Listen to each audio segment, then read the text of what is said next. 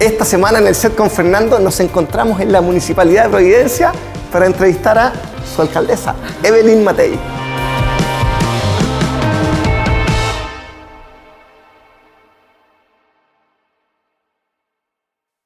Muchas gracias, alcaldesa, por recibirnos aquí en su lugar de trabajo. Qué lindo lugar de trabajo, ¿no es cierto? Hermoso. Pero además una alegría enorme conocerte, de verdad. De verdad una alegría y un honor. Muchas gracias. Sí, realmente yo admiro tanto la gente que como tú se ha dedicado con pasión a algo, lo ha hecho súper bien, ha representado a Chile. No, una alegría estar contigo. La misma pasión que usted lo ha llevado por todos lados. Distintas cosas. Sí. Por todos lados de la política. Al final es trabajo intenso, ¿no? Es dedicación y es cariño por lo que uno hace, que es lo que tú has hecho. ¿Y qué tiene usted de su padre y madre que recuerde? De mi padre y madre, yo creo que de mi papá tengo la posibilidad de escuchar a otros y de escuchar lo que te están tratando de decir y no de decir al tiro, no, yo no estoy de acuerdo con eso, sino que de tratar de entender desde dónde te están hablando, qué cosas ellos han visto que tú a lo mejor no has visto. Como que mi papá tenía una empatía para conversar con mucha gente. Y yo creo que eso lo aprendí de él. Y él lo que más me enseñó también es a reírme de mí misma. Yo era como seria, como intensa, sigo siendo seria e intensa. Pero él me enseñó de bastante chica la importancia de reírse de uno mismo y de no tomarse las cosas tan en serio, ni ser tan tonto grave, y de pasarlo bien en la vida, y qué sé yo. Así que yo creo que eso saqué de mi viejo. Y de mi mamá, yo creo que como un rigor de hacer las cosas, de hacerlas bien, de preocuparse de otros, en el fondo de dar todo lo que uno pueda en lo que está haciendo. Así que, y también de ambos, el amor por la belleza. Mis viejos, los dos, se quedaban felices mirando un árbol florecido, o de repente en la noche ponían algún disco de alguna música linda y la escuchábamos todos juntos, o cuando estaba nevando o había recién nevado en la cordillera nos levantaban, miren, está amaneciendo y está todo la cordillera nevada, vengan a ver, ¿te fijas? O sea, esa belleza de gozar con pequeñas cosas cotidianas y no necesariamente tener que tener, no sé, una moto de agua para ser feliz o un viaje para ser feliz, sino que la pequeña cosa, eso yo creo que aprendí a gozarlo de ambos. Y lo que dice su padre, escuchar, va de la mano con la humildad, porque yo he conocido gente que escucha mucho y otras que no escuchan. Sí. ¿Qué tan difícil es la política? Porque hay egos grandes. Yo creo que en la vida es importante escuchar. En la política aún mucho más, porque uno está tomando decisiones que son importantes y muchas veces uno cree tener la razón, sobre todo cuando uno es más joven. Uno cree que lo que uno cree está bien y todos los que creen los demás, los demás están equivocados. Y la verdad es que, sobre todo con el correr del tiempo, tú te empiezas a dar cuenta que cada persona, por la familia donde nació, por donde le tocó vivir, por las cosas que vio cuando estaba creciendo, por lo que estudió o no estudió, ven una misma cosa y cada uno ve un ángulo distinto y ve algo distinto. Y si tú logras entender qué es lo que los demás están viendo y por qué tú no lo ves, al final tomas mucho mejores decisiones. Creo que ese saber empatizar y saber escuchar, que es algo que aquí en general en el Consejo nos ha resultado bastante bien, es súper rico, porque tú al final empiezas a entender que, claro, tú viviste en una familia, tuviste una cierta trayectoria de vida y por lo tanto hay cierta... Es como, por ejemplo, los hombres, que muchas veces no se dan cuenta cuando pasan a llevar a una mujer. No se dan cuenta porque nunca han sido mujer, porque nunca han sido pasados a llevar. Entonces, no es que sean malos, no es que sean atropelladores, no se dan cuenta. Y eso es lo que pasa muchas veces en la política y en muchas otras tomas de decisiones. No te das cuenta de otras realidades. ¿Y el rigor de su madre? Digo, el rigor ya, Sí. que ha sido ministra, senadora, diputada, ya le falta, ha hecho un recorrido por todos lados. Sí, mi mamá en realidad era una mujer muy inteligente, pero se dedicó nomás a nosotros 5. No más. Sí. No más. Chuta, la media pega. La media pega, sí, era una tremenda pega, pero es esa, o sea, lo que yo estoy diciendo es que ella podría haber trabajado afuera si hubiera querido, pero no quiso. Ella quiso dedicarse a nosotros y efectivamente fue una pega enorme. Pero lo que siempre nos inculcó es que si ya vas a hacer algo, hazlo bien. Y además, el orgullo de hacer bien las cosas.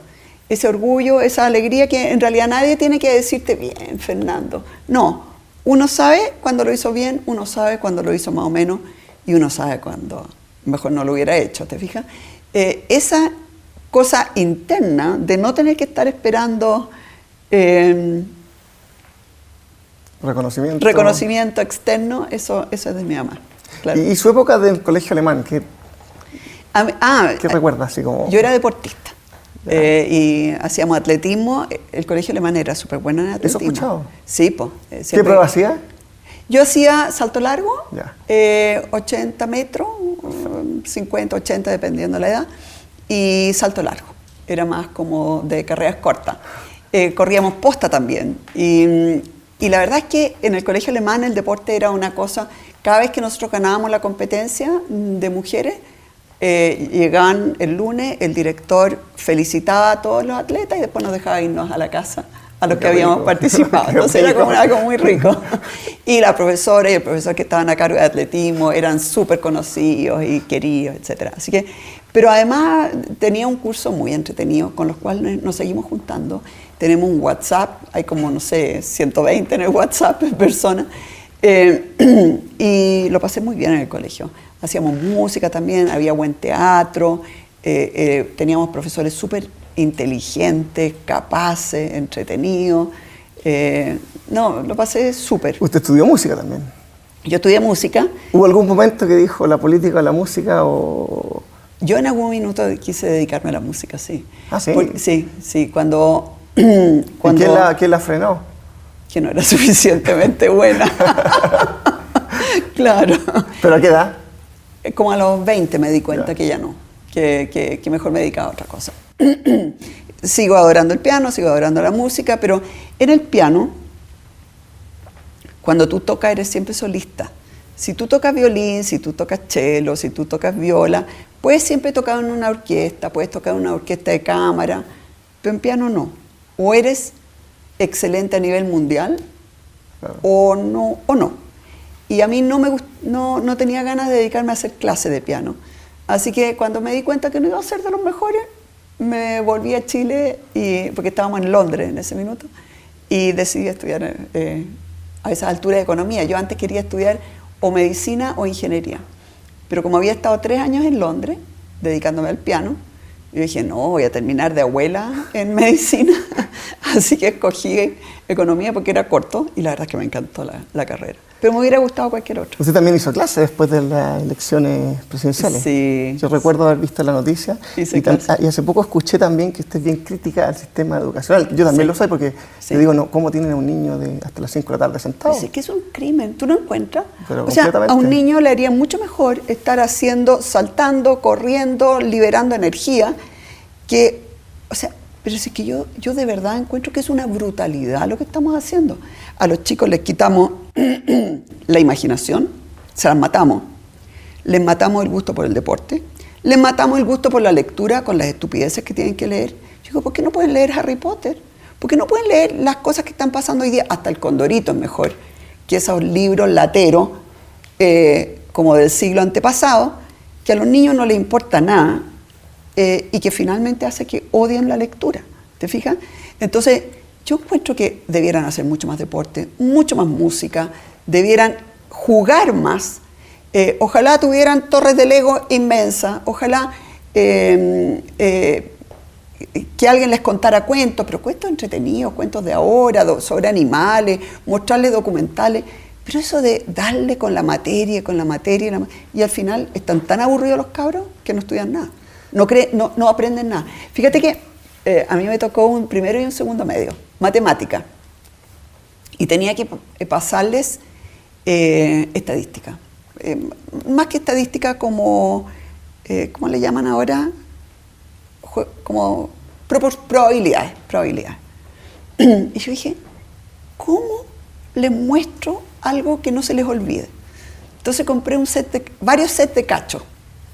Entonces les di, los armé así en distintas mesas, como de A4, y dije, ¿cuántos dados hay aquí? Ponte tú que habían 10. Entonces dije, ya, ¿qué probabilidad hay que salgan, no sé, 10-6? Y ellos dijeron un sexto, algo así. ¿Y ustedes creen que un sexto, de verdad que salgan 10-10? Bueno, y empezamos a hacer pruebas y la íbamos anotando los números en la pizarra.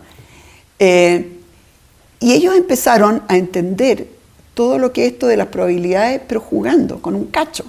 Entonces tú dices, hay forma, después le tenía que pasar logaritmo. ¿Cuándo van a usar los logaritmos? ¿Para qué les va a servir el logaritmo? Pero tienen que por lo menos entender qué miércoles es. Entonces les dije, ¿saben qué más? Les traje harto papel y quiero que ustedes me vayan haciendo un gráfico de qué es lo que pasa con una ameba que se parte por 2 cada 10 segundos. Grafíquenme los primeros 3 minutos. Empezaron 1, 2, 4, 8, 16, 32. Y después, señorita, se nos está acabando el papel. Bueno, fue muy divertido porque unos terminaban con un gráfico que partía, porque los pegamos, en el techo, bajaba por la pared y se daba vuelta. Y era un gráfico que yo le decía, pero ese gráfico les sirve de algo. No, pues imagínate cómo sí. Y otros pusieron una escala, ponte tú, de 1000 a 1000. Entonces las primeras observaciones eran toda una línea recta. ¿Les sirve de algo? No. Entonces ahí les mostré cómo uno podía hacer un gráfico con logaritmos. Pero en el fondo lo que yo quería era que ellos entendieran para qué servía. Porque hoy día les pasan probabilidades y no saben para qué sirve. Les pasan la regla del 3, nunca la aplican. Entonces, la verdad es que el colegio hoy día es una lata. Y a los chicos los tenemos aburridos en clase. O sea, creo que de verdad los estamos destruyendo. No, y aparte que el que es inquieto se porta mal. Sí, po. Tiene que quedarse quieto. Pero ¿por qué se va a tener que quedar quieto si un niño no puede estar quieto todo el día? Si es antinatura. Es antinatura. No, imagínate, que... ¿tú eres inquieto? Sí, pero igual me tenía que portar bien en el colegio, aunque lo dejé, el colegio tradicional. ¿Tú lo dejaste aquí? Colegio tradicional, a los 12 años. A los 12. Tus papás fueron inteligentes. Lo terminé a duras penas, pero lo terminé. ¿Lo terminaste? Claro, por una exigencia también, obviamente, de mi madre y todo. Pero tú te dedicabas todo el día. Sí. Yo es que es la única forma. Yo empecé a entrenar como profesional como a los 12, 13 años. 12, 13 años. Entonces, pero un niño que quiere estudiar ballet, un niño que quiere estudiar, no sé, que quiere ser futbolista, no puede estar hasta las 5 de la tarde, pues si no puede. Claro, y va aprendiendo el rigor, la disciplina de una forma... De otra manera, probablemente de una manera mucho más práctica. Va aprendiendo también, bueno, en el tenis no tanto, pero en el fútbol, el trabajo en equipo. Claro. Porque si tú no tienes a quien pasarle la pelota, tú puedes ser súper bueno, pero vas a tener que ser lauchero nomás. Sí, bueno, en el deporte individual uno tiene más responsabilidad todavía, porque no hay cambio, no hay soy cambio. yo. Ahí, claro. La autodisciplina uno la adquiere súper chico, porque... Exactamente, porque todo depende de ti. Y me ganan. Exacto. Pero yo siento que ya sea en equipo o ya sea tú solo, la verdad es que el deporte, la música, hacer teatro, jugar, al final te enseña harto más que las tonteras que te están pasando en el colegio, ¿no? Entonces, ¿usted se ve como de ministra de Educación en algún momento? No, porque no hay cómo cambiar eso. O sea, la gente que hace los currículum, yo creo que nunca jamás se ha parado frente a una clase. La cantidad de estupideces, y lo quiero mirar a la cámara, la cantidad de estupideces que yo tenía que enseñar, porque a los señores que hacen los currículums se les ocurrió que había que enseñar logaritmos. ¿Por qué no lo sacan? ¿Por qué no dejan que los niños jueguen? No, de verdad. Yo, por ejemplo, ojalá ni una tarea para la casa. Ni una. Si cuando llegan a la casa, por último, ese ratito tienen que jugar. No, llegan ahora lo peor es que llegan a... Sí, al teléfono, es complicado, es como preocupante uno como deportista lo que vivió, obviamente, porque claro, vienen departamentos, los papás tienen menos tiempo, pero el colegio te come no todo el tiempo. ayuda, por el contrario. No ayuda para nada. Tus papás fueron súper inteligentes de haberte sacado del colegio a los 12 años. Si no, no hubiera llegado a donde llegaste. Sí, no, yo estaba... Pero además, fue una de las mejores cosas que me pasó en la vida. Pero además, ¿cuántos niños o cuántos jóvenes son súper buenos deportistas y después llegan a la universidad y se acabó? Claro. La misma cosa. Sobre todo acá.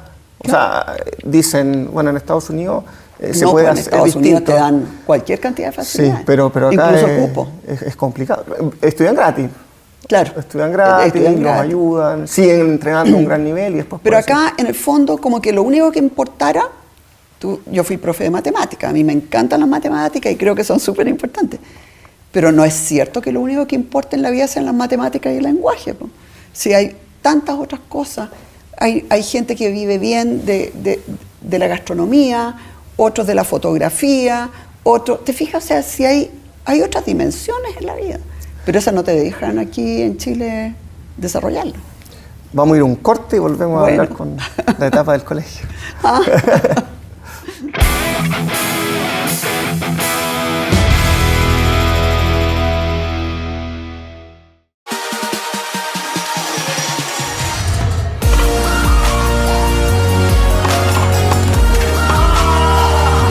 Estamos en mi club, puedes venir a hacer ejercicio, a practicar tenis, jugar con los amigos y lo más importante, lo que más me gusta y me apasiona, es la escuela de tenis que tengo.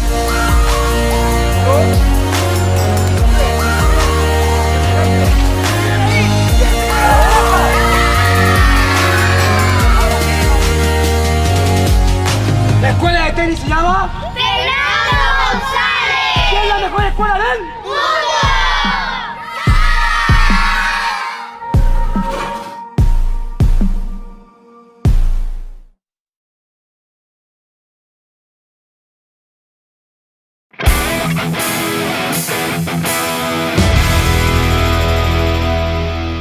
En la niñez de sus hijos. Sí. Porque yo tengo, bueno, mi mamá yo, hoy día no, Tú ahí todo el tiempo contigo. súper dulce y todo, hoy día una vez, pero cuando chico de repente había momentos que uno se portaba mal. Sí. Como era Evelyn Matei y mamá, porque yo la vi en unos videos por ahí que se viralizaron media de armas tomar. Mi mamá siempre, cabrón de mierda. Bueno, sí, ¿quién no ha dicho eso, no? ¿Quién no lo ha dicho?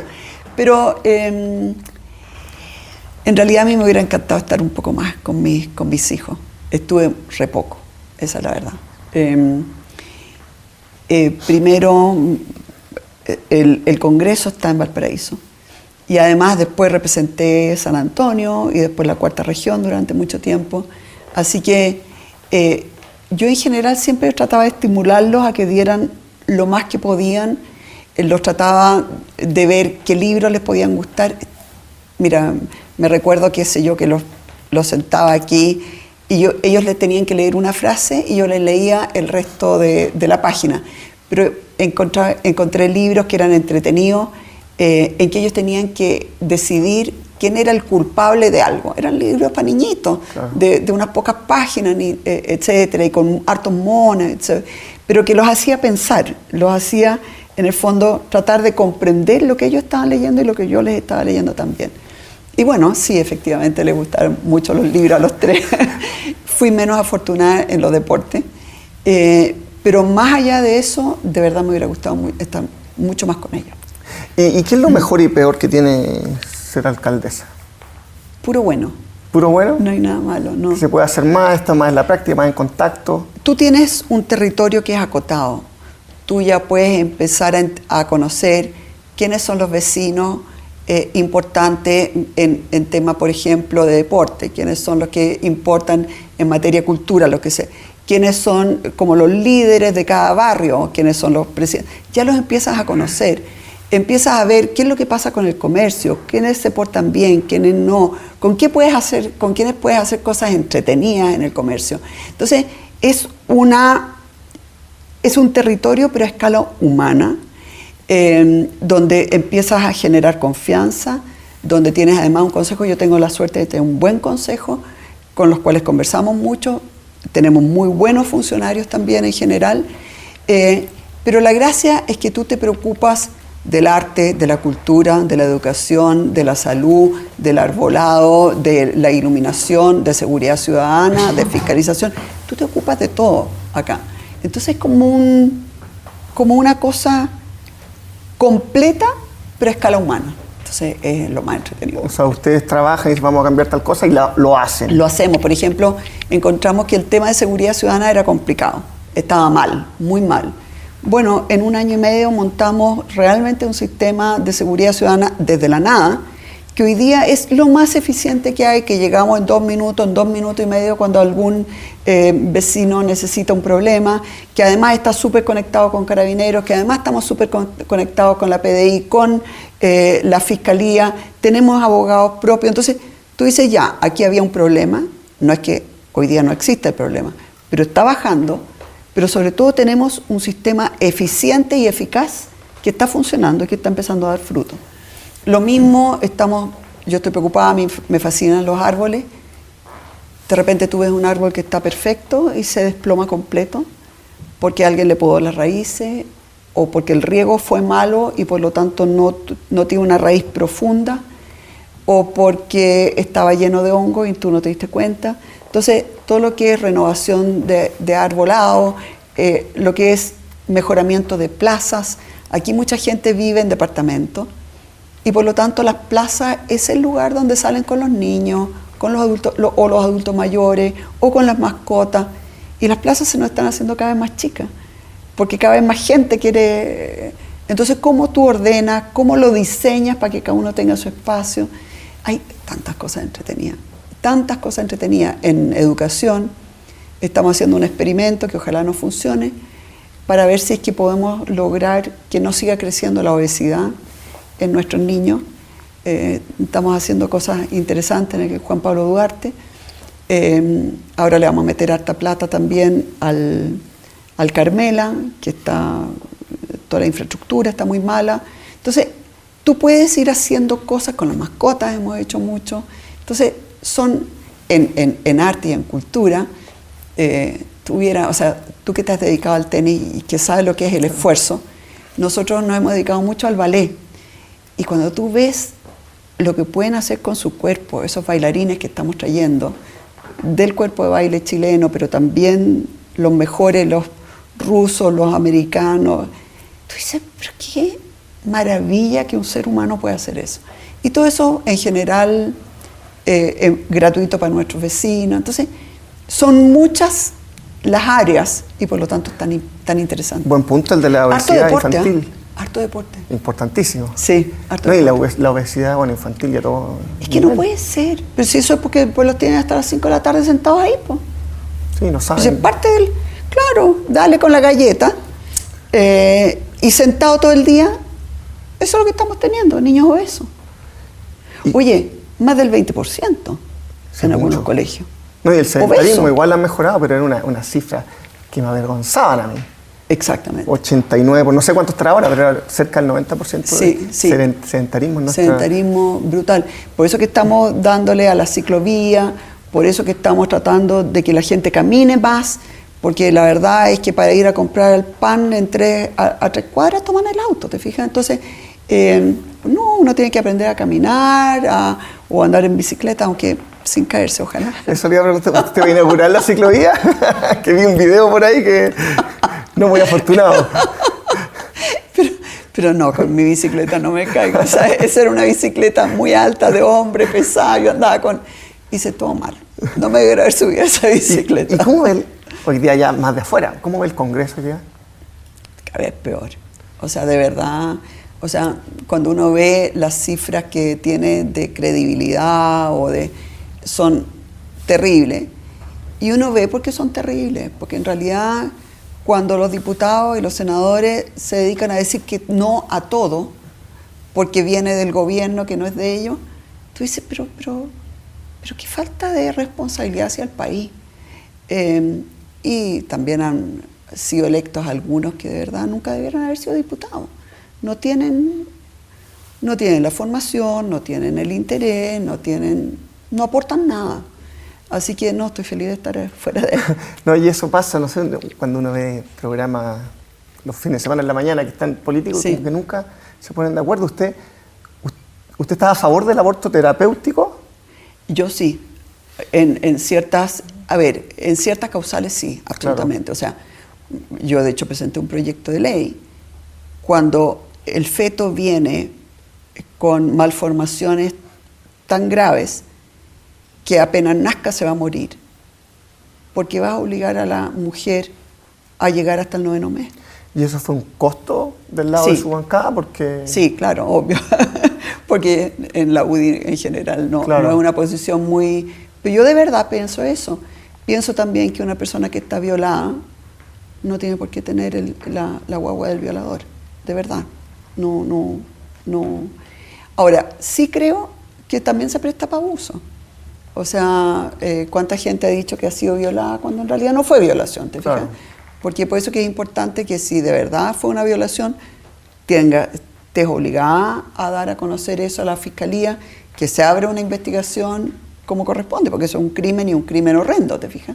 La violación. Entonces, por eso que te digo, yo había presentado un proyecto de ley, es distinto que el que finalmente salió aprobado, pues yo en algunos casos siento que sí, que tú no tienes por qué como mujer estar obligada por el Estado a llegar hasta el 9º mes.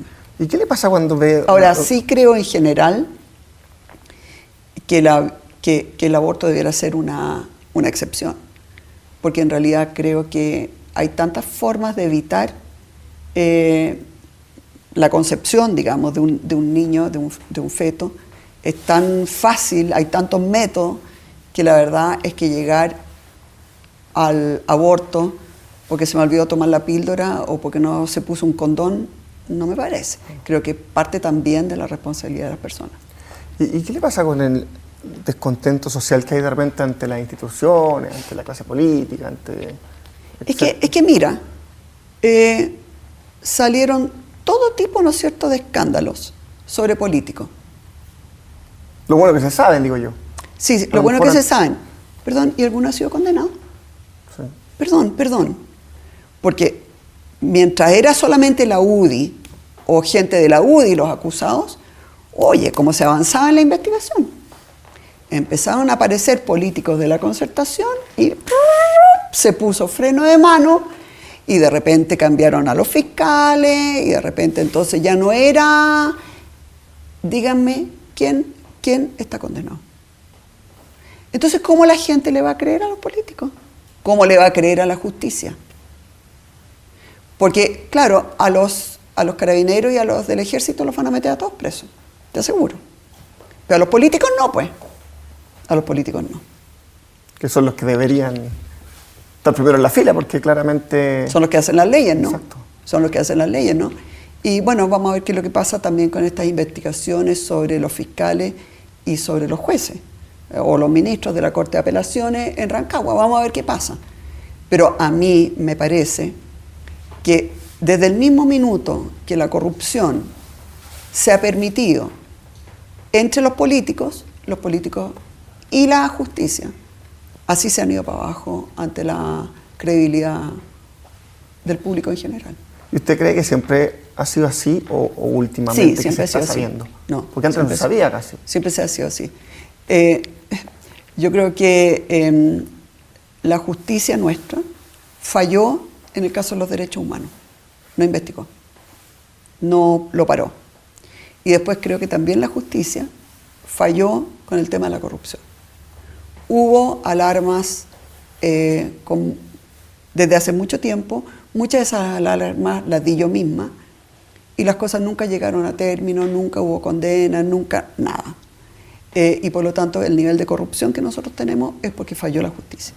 Como de la misma forma que falló en el caso de los derechos humanos. Y para ir cerrando, alcaldesa, tiene cuerda para rato. Tiene cuerda para rato. Por lo... A mí me encanta la vida, Sí. ¿o no? Y pasarlo bien, y además a esta edad puedo decir exactamente lo que pienso. ¿Va por otro periodo? Sí, de todos modos. Ah, está. Sí, no, quiero ir de todos modos a presentarme a la reelección. Sí, la salud me da, uno nunca sabe, ¿no? Ha sido un placer. Para Realmente le agradezco. Y Oye, mucho éxito. cuéntame, ¿cuántas horas entrenabas? Perdón, medio minuto. Sí. ¿Cuántas horas entrenabas tú? Depende de la época, pero llegué a entrenar 8 horas. 8 horas. Y de repente entrenaba 2. ¿Y cuánto era tenis y cuánto era físico? ¿Y cuánto era mental? Es que igual, como va de la mano ciertas cosas. Por ejemplo, el rigor que uno va obteniendo en los entrenamientos te va ayudando para ser más fuerte. Pero, por ejemplo, tú alguna vez, perdón, medio minuto, ¿eh? Pero tú alguna vez recurriste a alguien para que te ayudara a concentrarte, para que te ayudara, por ejemplo, de repente uno se equivoca en algo y en vez de jugar la próxima pelota, estás rumiando Sí. cómo te equivocaste. ¿Eso Sí. alguien te ayuda? Sí, un psicólogo deportivo. También, por otro lado, creo que no hay mejor enseñanza que la misma práctica. Que la misma práctica. Como que ver que Y esas son las cosas que le debieron enseñar a nuestros niños, ¿no? Sí, no, a de tomar todas que maneras. tanta matemática. Dice Mucha, la vieja matemática. mucha materia. Mucha materia. Mucha claro. materia. Bueno, No, tratemos de hacer una cosa en Providencia. Tratemos de hacer una cosa en Providencia. Algo- Donde a los niños les enseñemos más a jugar. menos clase sentado, más deporte. Más deporte. Ya, vamos a tratar de hacer Ya. algo. Sí. Quiero agradecerle. Pero de verdad, ¿eh? Sí. Ya, No, sí, que ok. los niños ojalá Listo. no estén tanto rato sentados ahí. Ya, y nada de tareas para la casa. Cero. Cero tarea Cero tarea para la casa. Más mucho deporte, más música, más pasarlo bien, Y más que juego. jueguen. Que Eso. jueguen. Que sean felices. Bueno, quiero Eso. agradecer. Muchas gracias. Un gusto. Un gusto. Además es tan buen mozo.